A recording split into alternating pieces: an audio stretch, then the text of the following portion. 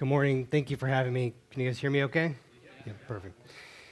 You know, last week was my first time attending ISI. Ted and Jim welcomed me, and they gave me this bracelet. It says, "No man walks alone." And that hit me after I left here because so many times, through so many struggles in my life, I was never alone. There were many people around me, but I felt alone. I'm sure I'm not the only one that felt like that in their life.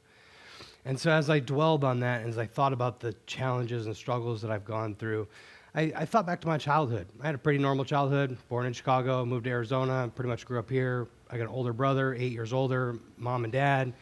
Grew up camping, hunting, in the car. My dad was working on cars, had a love of motorsports, went to church. I grew up Catholic. As Jim said, I wasn't voluntary when I went to church. We went every Sunday. The church that we started going to in Phoenix started out as a small little trailer and grew over the years to a huge church. My life was pretty normal. I was a pretty normal kid. Probably partied too much in high school. I'm sure I'm not alone in that either. Was a good kid, though, overall. At 21, though, my life completely turned around. My dad, my best friend, got diagnosed with cancer. 6 months later, he was gone. I couldn't wrap my head around that. I couldn't understand how everything was normal. And one day he's just gone. He was my best friend. He taught me everything. So the partying for fun eventually turned into spiraling. I just couldn't wrap my head around it. I couldn't understand. My mom was distraught. She was just destroyed. She didn't know. My brother was off doing his own thing. So I struggled. I abused alcohol. I became an alcoholic, abused drugs, painkillers, you name it. I was in the car business. I was very successful at a young age, got into the car business because of my dad, made great money. That made me even more destructive because I had the means to get in trouble. And through those challenges, I couldn't really wrap my head around just the moment. I was always trying to escape the pain. I never wanted to acknowledge the struggle that was going on in my life. At 28, about 7 years after losing my father, one Saturday at noon in September 2009, I was in a really tragic motorcycle accident. It was 2 blocks from my house. I raced motorcycles for fun, raced cars on the weekends, just for fun, for sport. It was a freak accident. I was going 30 miles an hour, 2 blocks from my house in Cave Creek. The throttle got pinned. I don't know what happened. The bike was modified. It was a road race bike.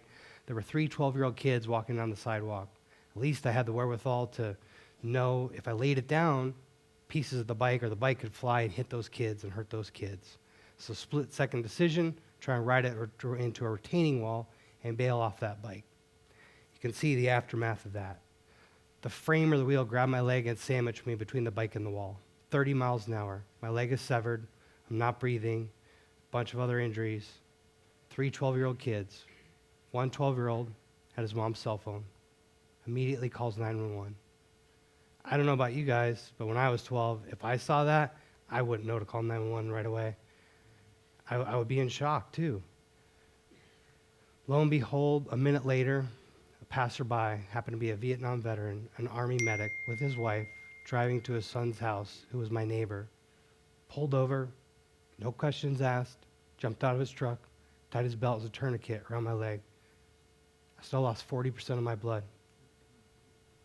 I wasn't breathing. They airlifted me to John C. Lincoln Hospital, had to give me a trach. I had a frontal lobe brain injury. I wasn't wearing a helmet. I always wore safety gear, but I was just going around my block. I just changed the oil. I'm not going to screw around. It's the middle of a Saturday. I wasn't prepared.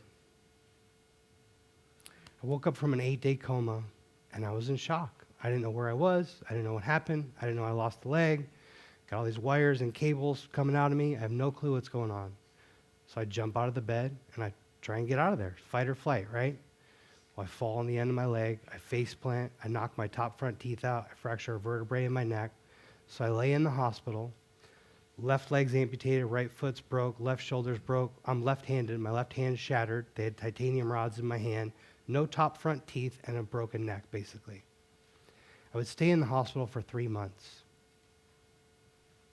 Now I'm disabled. As I'm in the hospital, I don't have my memory. I'm basically like a 3-year-old. The doctors and nurses tell my friends, the friends that at least did come to the hospital, a couple friends, they told my friends and family to tell me stories about my life, get me to ask questions. That would help my brain regenerate the fibers to get my memory back. Stories that I heard didn't sound so good. I had been convicted of 2 DUIs. I got charged with a 3rd DUI 2 months before my accident. I learned I was an alcoholic, an addict, a taker. I only did things if there was something in it for me. I wasn't like a horrible person. I was just self-centered. I was just going through life for me. I realized as I lay there in shambles, thinking my life is over. I never met an amputee. I thought if I got in an accident, a motorcycle accident, I'd be dead or paralyzed. I knew nothing about prosthetic legs. This is a computerized leg. I knew nothing about that. I realized as I lay there, I had been disabled for a long time, well before that accident. I was spiritually and emotionally disabled. The physical was just the icing on the cake. No alcohol was going to fix my problems. I realized I had to work on me.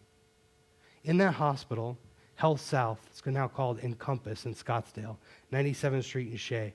I still go there. I still go see patients there and volunteer there.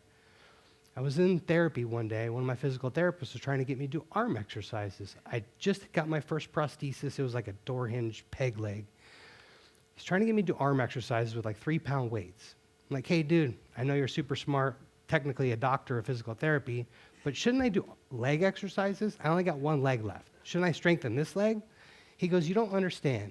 You need 3 points of contact when you transfer. You're going to need a little bit stronger upper body strength. So that's why we're doing these exercises. He explained it to me. He boiled it down so I could understand it. It made sense to me. He said, here, I'm going to go get some TheraBands. You see that guy in that Wii Fit video game? Everybody know what a Wii Fit video game is? It's Wii Fit, this little plate you stand on. This guy was playing an iceberg on a penguin game. So you balance to keep this penguin on the iceberg. He said, when he's done, we're going to go do that game because now you need to understand your balance is completely off. You have a 12-pound prosthetic leg. You're missing 25 pounds of body weight. I said, I don't play video games. I'm a finance director for a car dealership. I don't do that stuff. I was in no shape. I couldn't even add 2 plus 2. I had lost my entire memory. But I still had that pride, still had that ego. So he goes, when that guy's done playing the video game, go over and talk to him. It's an older African-American guy wearing sweatpants, baseball cap, sunglasses in a gym in the middle of a day, like 3 o'clock in the afternoon. I'm like, this guy is so ashamed of what you guys got him doing that he's wearing sunglasses. He's trying to hide out. Yeah, I'm going to go talk to this guy. Keep in mind, if you lose a leg, all you want to do is walk. You can't wait to get a prosthetic leg. So I got my prosthetic leg and realized I didn't know how to walk because you have to relearn to walk because a prosthetic device is nothing like your real leg. So I'm still in a wheelchair with a peg leg, even more upset now because I finally got my leg, but I'm still in a wheelchair. I go over to this guy. He gets on a stationary bike, wheel myself over. Hi, sir. My name's Tom Mancuso. He looks at me with his sunglasses and his baseball cap, puts his hand out. His hand's trembling. Like, what's going on here? He says, as loud as can be, in a gym, in a hospital, my name's Muhammad Ali. Now, I didn't have my memory real good, but I did know who that was.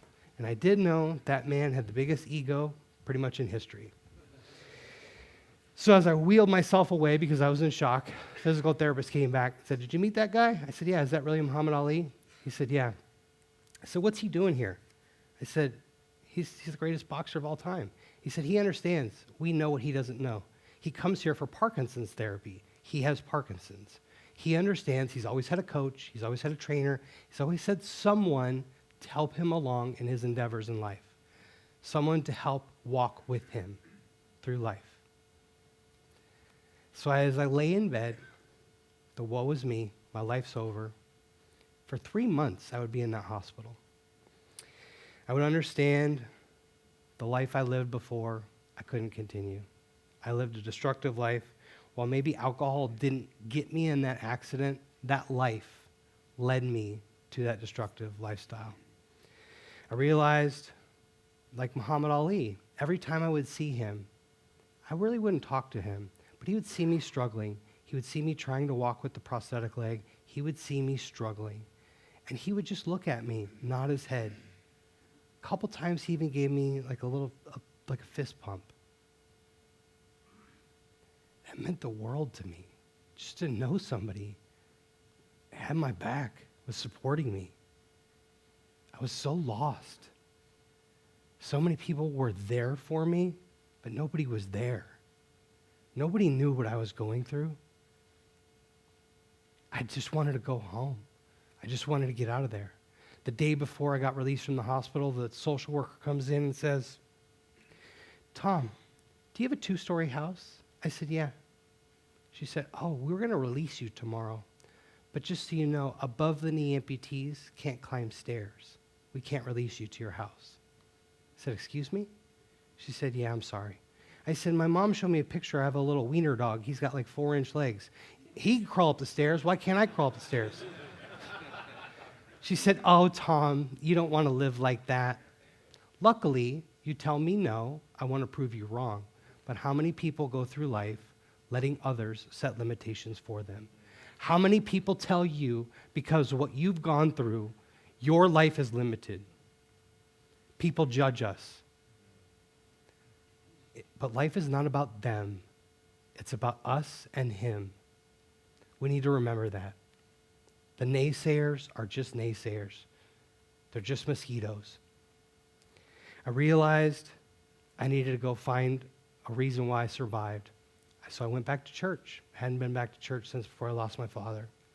Reason why I hadn't been back to church since I lost my father is when my father died, my mom wanted the church to do his service. We went there. My mom didn't have any financial means to pay for a funeral. I had a little bit of financial means, some credit cards. She asked the church for help. This church we built, huge, huge facility, beautiful facility now. The priest, when she asked for help, asked us to stand up, walked us to the door, asked his secretary to hand him a card, and gave her a charity, sent us on our way. Said, "They'll help you." Where I'm from in Chicago, the church is part of the community. It's a brotherhood. It's a sisterhood. That's your family. My grandmother worked for the church in Chicago for 60 years. She never drove a day in her life. She walked in the snow in Chicago to the church to play in the band, to play the accordion, because she was a devout Catholic. I remember my grandmother and my grandfather's funeral. People knew me by name. I had no clue who they were. The priest knew me by name because he had been there 50 years. He knew when I was born. Community, family, we got none of that. I felt betrayed. So after I lost my leg, I wanted to find reason. I went back to that church. I wore jeans and a polo shirt because I was ashamed of the situation I was in. I remember I sat in the back pew section, but in the front row. I didn't want to have to walk too far to get communion. I didn't want to fall and make an idiot out of myself. Worried about what everybody would say. A woman walked by and saw me sitting in the front and said, "Excuse me, sir, I want you to know this is the handicap section." I said, "Oh, I didn't see any signs or anything." And she goes, "It's okay. I just wanted you to know that if a lot of people fill it up, you have to move." I said, "Oh, actually, I'm an amputee. I'm a leg amputee, so I guess I could stay here." She looks at me and goes, "Oh." I go, "I'll move, though. There's some older people. I don't want to inconvenience anyone. Try and be respectful, right?" She looks at me and says, "Oh, no, I guess you can stay." I guess I can stay. I realized my love and my belief in God has nothing to do with what exact church I go to. It doesn't matter where I sit in the pews. It matters my service to others. Do upon your neighbors what you want to be done upon yourself. I realized I had to find a reason I survived. My prosthetic company asked me to go speak and share my story with another amputee. They had someone come do that for me. It helped give me the cliff notes of what life was like as an amputee. So I wanted to do the same for someone else. He asked me to pay it forward. The very first patient I was ever asked to go speak to from my prosthetic company was a 21-year-old man, 21-year-old kid who was hit by a drunk driver, sideswiped, sitting at a stoplight on his motorcycle. He had 2 young kids and a wife. He lived in a 3rd-floor apartment, and this man took his life from him. Basically, his life was in shambles. That could have been me. I had drove drunk hundreds of times. I could have done that to somebody. Now I'm on the other side. Perspective. It put things in perspective for me. We get one chance at this life here on earth. What we do here, the people that we are, how we affect people, good and bad, stays with us. I remembered that. I would actually get sent back to prison for my DUI like this for 4 months because of the DUI I got 2 months before. Going to court, I try to be the woe is me, try to go with a cane, try to go acting like I was a wounded soldier. 4 months is nothing, I know, but when you've only spent a little bit of time in jail, prison, it's a lot. I know you shared, you spent some time. Going to court, I asked the judge for house arrest. She said no. At sentencing, she said, "Sir, do you know what this little scale, this statue is in the court?" I said, "No." She said, "It's Lady Justice." "Do you know why Lady Justice is blind?" I said, "No." She said, "Because justice is blind. We'll send you to a medical prison. You'll be taken care of. You'll be okay." I said, "You know what, Your Honor? No. I made my bed. I need to lie in it. I just need to own up to what I did wrong, and I need to make changes and be a better person moving forward." So I would go to prison. I realized in prison, when I got out of prison, I continued my work, volunteering, spending time with patients. I realized that life doesn't happen to us, it happens for us. Every one of you who's experienced trauma, whether it's physical, mental, emotional, spiritual, that trauma, just like going to the gym, that pain and struggle strengthens us. You don't get stronger without struggle. That trauma is armor. But that armor is not for you. That armor is for others. That armor is for you to give it to others who need it most. You have to understand that's what we're here for. We're here to serve others. I encourage all of you, go out, share your armor with those who need it most. I promise you there is salvation in service to others. Thank you so much for having me here today.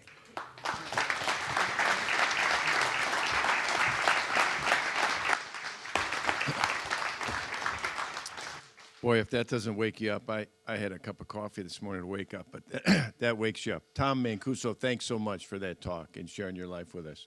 One more round of applause for Tom. We break into small groups now. We want to make sure every group has a red tag leader. So if you don't have one, raise your hand and we'll get somebody over for you.